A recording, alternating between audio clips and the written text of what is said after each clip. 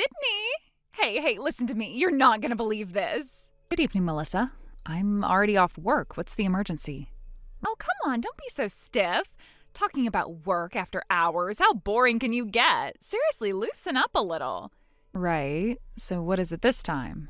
Guess what? I had another cute little after-work date with the CEO today. Uh-huh. You and the CEO again? Yep, he even called a taxi just for me. Can you believe it? Made sure it dropped me right in front of my apartment door. Interesting.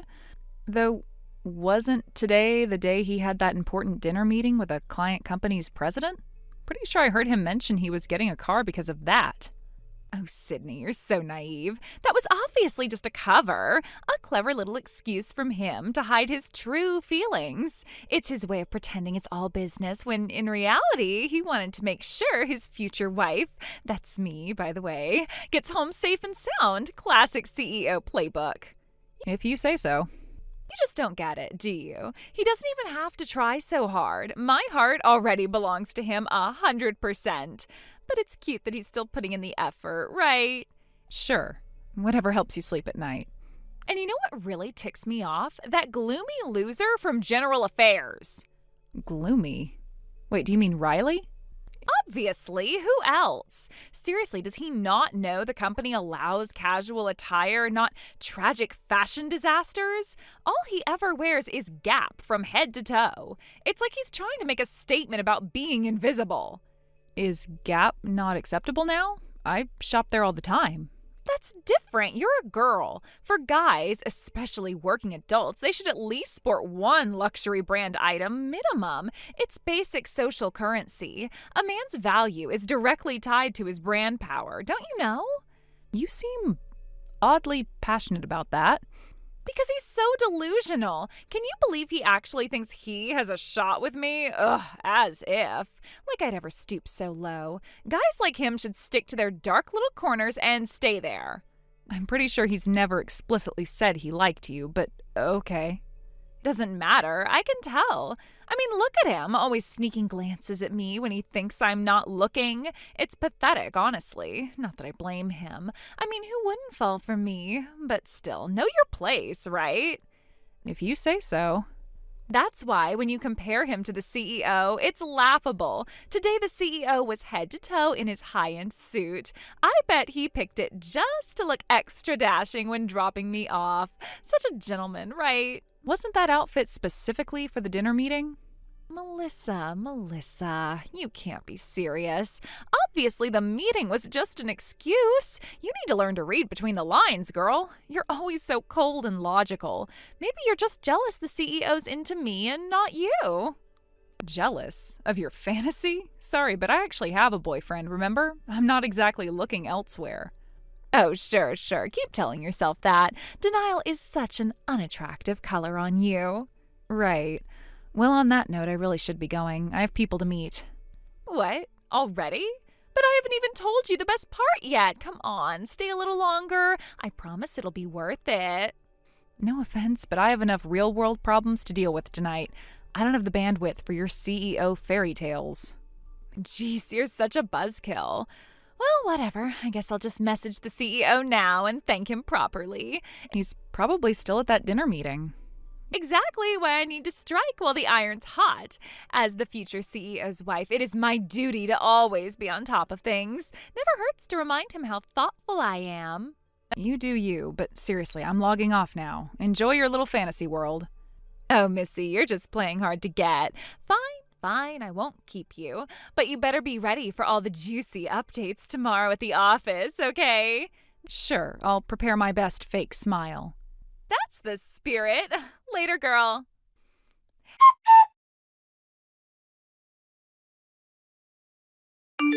Hey, let me guess. Did the CEO finally unload his frustrations on you? Bingo! About an hour's worth of venting on the phone non-stop. Oh man, you've got my sympathy. That's brutal. Right? I mean, I get where he's coming from, so I tried to listen without rolling my eyes. But seriously, today's Sydney meltdown, that was next level ridiculous. Tell me about it. I even got dragged into her delusional little love fest via text. Sorry, dude. Poor you. You know, the CEO just wanted a cab to the client dinner, right? But Sydney thought it was a personal chauffeur service just for her to her house. Yeah, I heard the whole saga. Apparently, she just hopped in the moment the CEO got in, didn't even ask. She told the driver her address like she owned the place. Exactly, and she wouldn't even let the CEO speak up.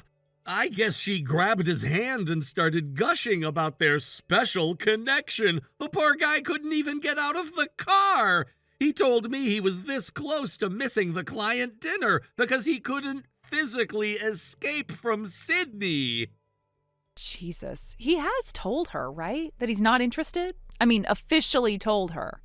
Yeah, multiple times. Doesn't matter though. It's like she's wearing invisible earmuffs. Nothing gets through.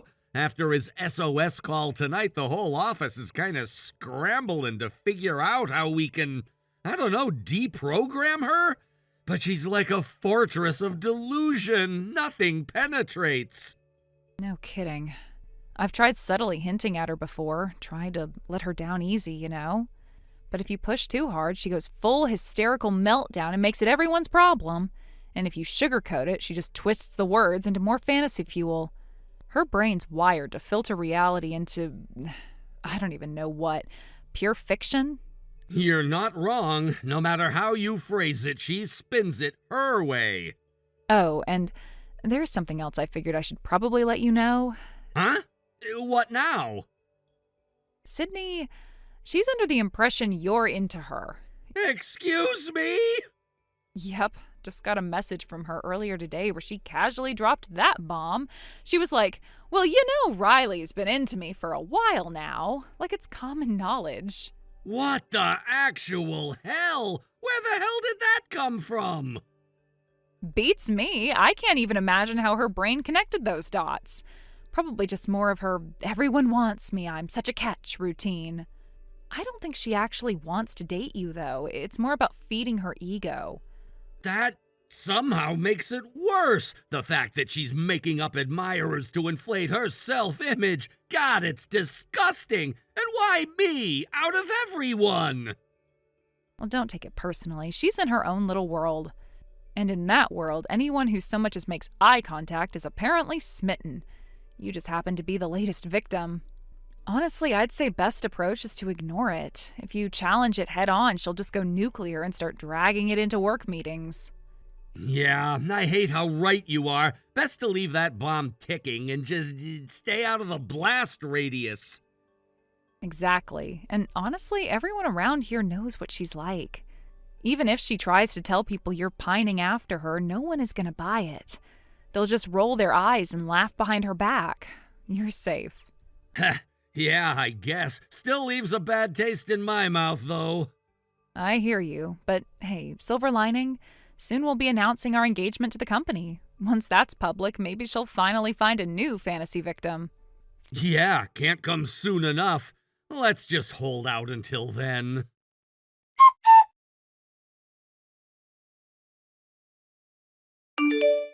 Hey, Melissa, guess what? I came up with this super fun game just now. Fun game? Should I be worried? Remember yesterday's office drinking party? You know, where I ended up stuck with that lame punishment from the lottery? Punishment? I thought that was just deciding on 3 possible venues for the newbie welcome party and sending the choices to the office group chat. It wasn't even supposed to be a punishment, just an administrative role. That's totally a punishment, don't you think? I mean, come on, that's such a boring backstage job. I'm practically the future wife of the CEO, Melissa. Meaningless chores like that? Not exactly my vibe. So, I made an executive decision. I'm changing the punishment. Wait, what? What exactly are you planning to do? When you say punishment game, there's only one thing that truly fits the bill. A fake confession prank, duh! A fake confession? You're not serious. Totally serious. You know the drill, right? Confess to someone, get them all flustered and happy, and just when they're floating on cloud 9, bam! Surprise! It was a punishment game all along. Classic, right? Come on, it'll be hilarious. No, it won't. That's not funny, Sydney. That's just cruel. Oh, lighten up. Think about it. They get confessed to by me. It's basically giving them the best day of their life, even if it's just for a minute. I'm basically doing them a favor. They should be thanking me. Sydney, who are you even planning to pull this on? Obviously, Riley. What? Come on, it's obvious. Have you seen how chummy Riley's been with the CEO lately? Don't you think it's like some sad attempt to get my attention? I mean, I'm the one who's going to marry the CEO after all. You think Riley's trying to get your attention? Really? Totally. It's like this desperate, awkward, look at me too thing, you know? Kind of adorable in a pathetic way. I think you might be overthinking this or misreading massively. Melissa, please. You wouldn't understand the burden of being as popular as I am. It's exhausting having to fend off all these low-key love attacks, but I've decided it's time. It's time to do Riley a favor and give him a clean, decisive goodbye ritual. You know, so he can finally move on and stop clinging. Sydney, seriously, stop. You can't do this. It's not just childish. It's humiliating for Riley. Don't you have an ounce of empathy? You're taking this way too seriously, girl. It's just a joke. Better to end it now before he starts getting all clingy and complicates things for me at work. You're really going to go through with this, aren't you? Of course. It's a punishment game, Melissa, and I always follow through. I'm a woman of my word, after all. It's like a matter of pride. Fine, but at least wait 20 minutes. Huh? Why? Riley's still working. If you pull this prank while he's swamped, it's going to cause even more chaos. Oh, right. He's still on the floor, isn't he? Okay, I'll be generous. I'll wait 20 minutes. Then I'll slide into his messages and deliver the most dramatic, heart-pounding confession of his life. This is going to be so good. You better be ready to see history in the making, Melissa. I'm not sure I want to see that train wreck, Sydney, but I guess I can't stop you, can I? Nope. Sit back and enjoy the show, sweetie.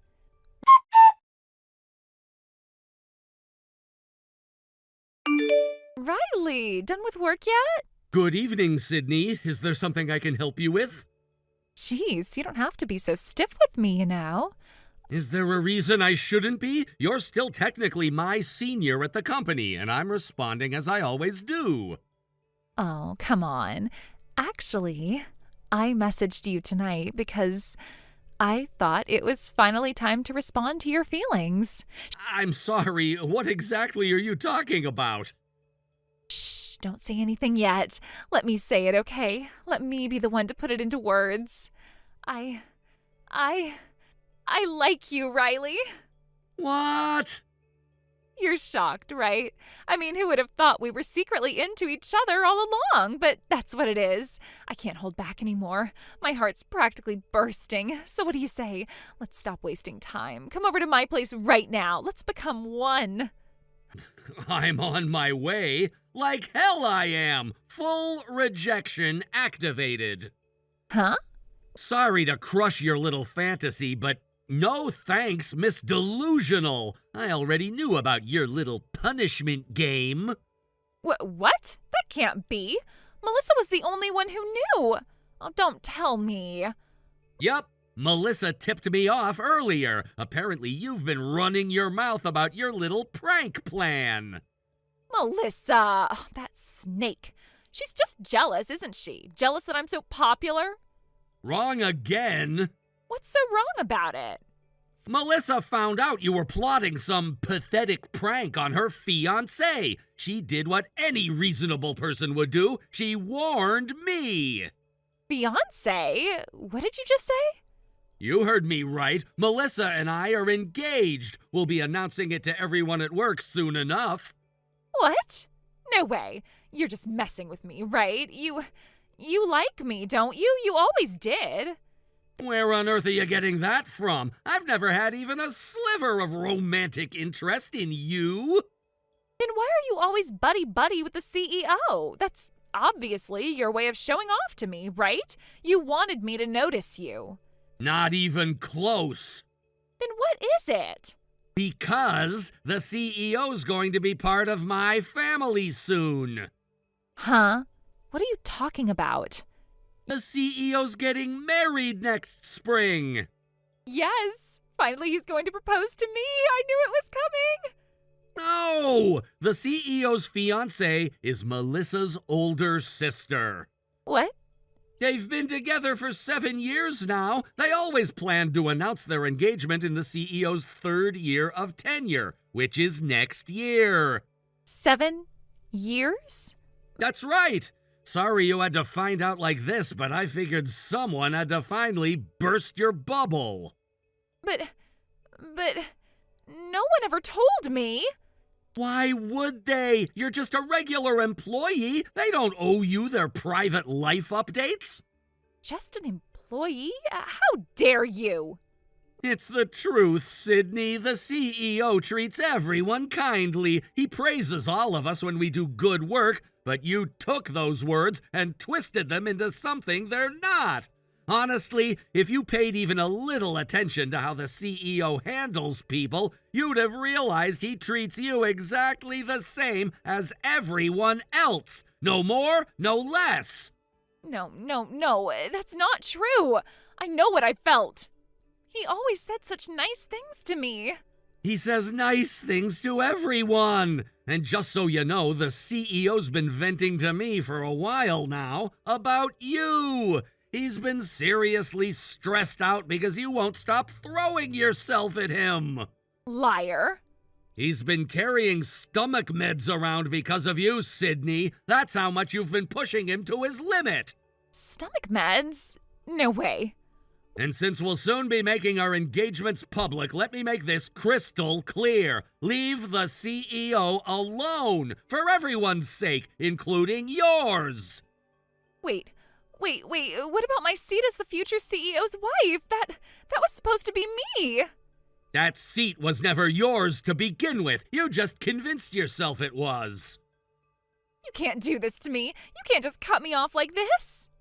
This conversation is over. Good night, Sydney.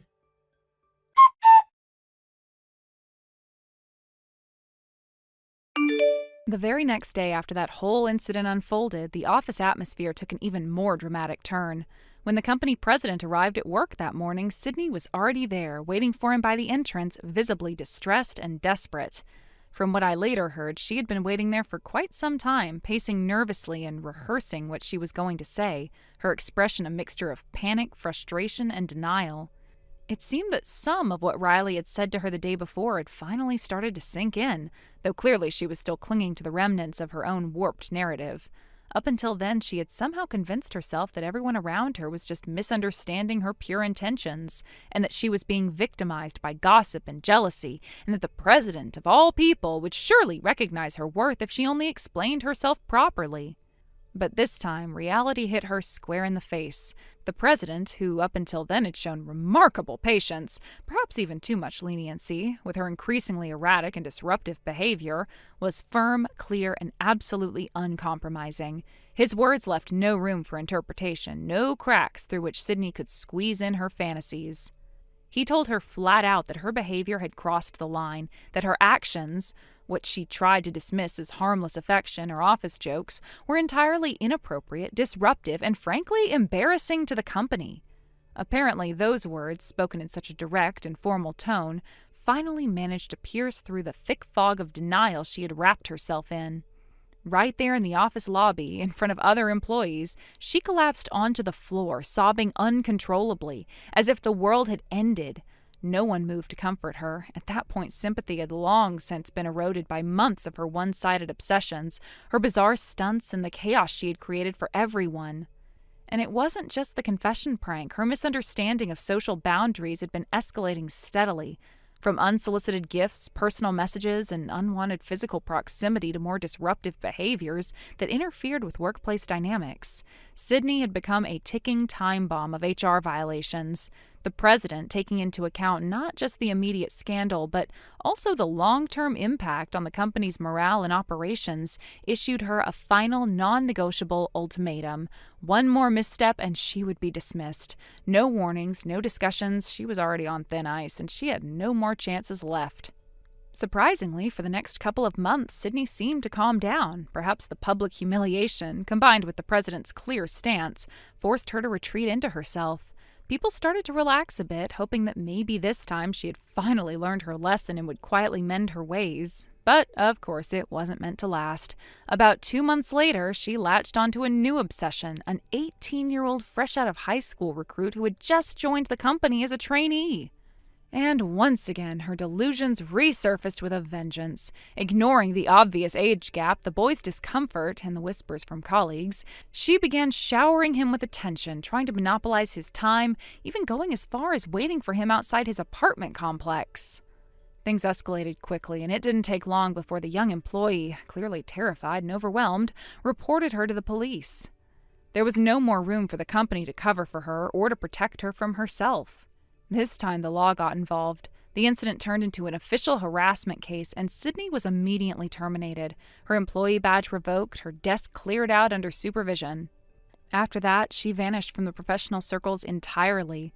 What I heard later, through the inevitable gossip vine, was that she was taken back to her hometown, a small rural area far from the city lights she had once aspired to bask in.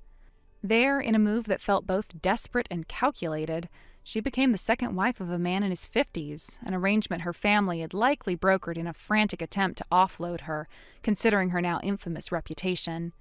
It was said that this man had been divorced twice before and had no children, but needed someone to care for his aging parents and manage his household. And so that man became the only person she had left. Thank you for watching. Please subscribe and hit the like button. See you next time.